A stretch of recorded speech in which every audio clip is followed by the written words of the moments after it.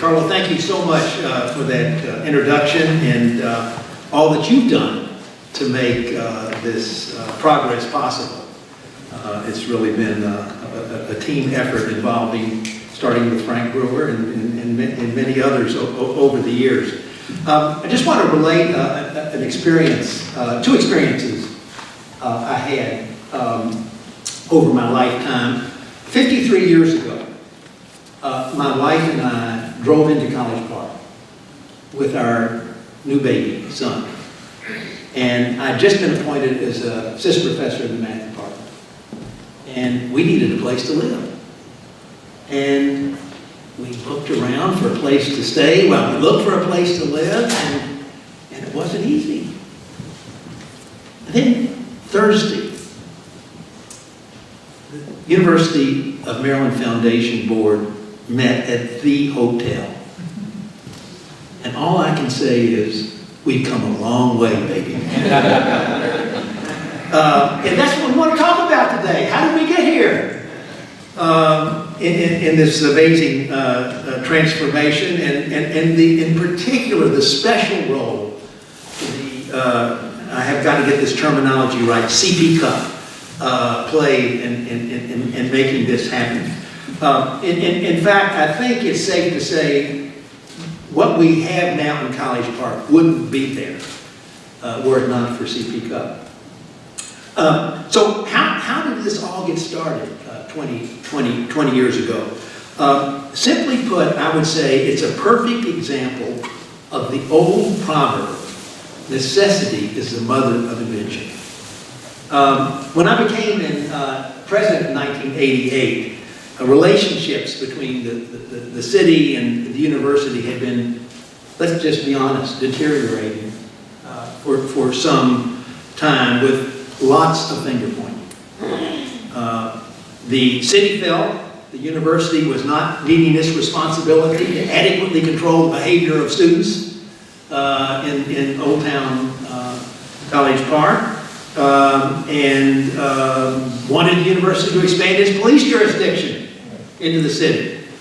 And the city felt the university wasn't using all of its authority. The university felt the city wasn't using all of its authority to control behavior and put regulations on these establishments in College Park. Incidentally, one of them, for those old like I am, will remember the VU. Now, the VU would open on commencement day. The VU would open at 6 a.m. so graduates could get fully tanked up before they went to the commencement ceremony. It made for some very interesting commencements, I can assure you. So there were periodic meetings in the early 90s between me and the mayors and various representatives from the city, but by and large, as I say, there was hand-wringing and finger-pointing. So, but from the university's perspective, I think the turning point came when we just came to understand that our great aspirations for the university to be one of the very best public research universities in America, to be on a par with the University of Michigan, the University of North Carolina, just couldn't be realized if we didn't have a vibrant college town, city, that was a destination for students, faculty, staff, and others, like Chapel Hill, or like Ann Arbor. I mean, it just wasn't going to happen. And so what occurred then was an agreement with the mayors at the time, Joe Page, his predecessor, Anna Owens, his successor, Mike Jacobs, to bring a group together from the city and a group from the campus with the understanding that we were going to check our recalcitrants at the door. We were going to listen to each other in a way that we just hadn't in the past. And so out of that came an agreement from the university. Yes, we were going to expand our police jurisdiction into the city.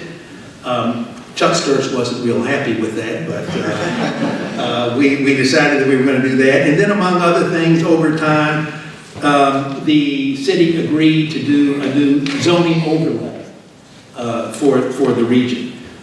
We agreed to have, as part of orientation, I don't know if this is on, but as part of orientation, students would go down to City Hall and meet with the mayor and city council members to understand the history and tradition of the city, and hopefully get them to take some pride in the city. And I have to say that two people, in addition to Frank, and I hate to start singling out people, but two people who played a very critical role in these days was Brian Darmody and Linda Clement.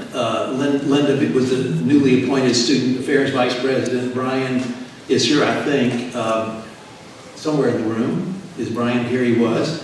But in any case, they played a very critical role. And let me just close with, I think, one very major accomplishment in those early days of the city of CPCUP. And that was the development of the View, the big high-rise here right on the edge. Now, before the View was there, for those of you who weren't around before the View was there, guess what it was? It was a used car lot. Now, this was at the north gate of our institution. You don't see that in Chapel Hill in Ann Arbor. So, two developers, Mark Vogel and Otis Warren, thought that, and the university owned the land, so why couldn't we do something really important with that land? And they didn't know where to go. So they went to CPCUP. And it was the guidance and support of CPCUP that gave them the path to make this happen. And just think what development that project has catalyzed throughout College Park. So it's been a remarkable journey for the partnership over the past 20 years. And now we're going to hear from some people who have been absolutely instrumental in making all of this progress possible. Thank you very much.